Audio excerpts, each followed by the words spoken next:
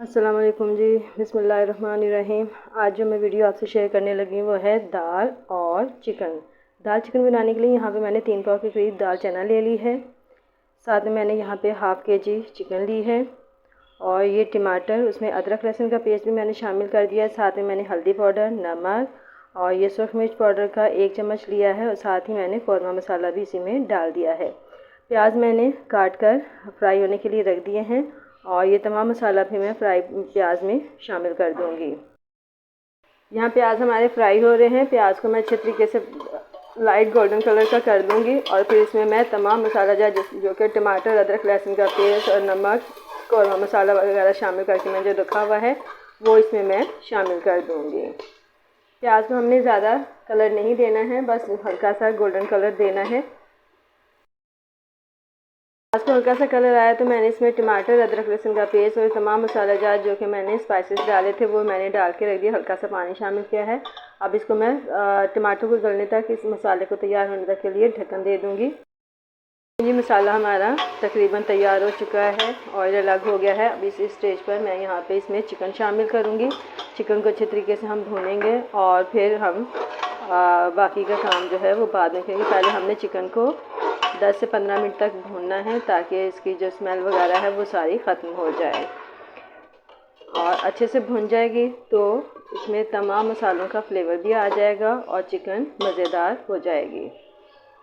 ये देखें, यहाँ चिकन देखें जी हमारी भुन चुकी है, ऑयल अलग हो गया है। तो अब मैं इसमें दाल शामिल करूँगी।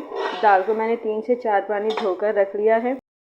दाल को मैंने 3 से 4 पानी धो के रखा हुआ है। अब मैं इसको चिकन में शामिल करूँगी और इसी पानी को इसी में शामिल कर दूँगी क्योंकि मैंने 3 से 4 मरतबा ये धो के साफ़ पानी डाल के रखा हुआ है। अब इसमें मैं मज़ीद और पानी शामिल करूँगी।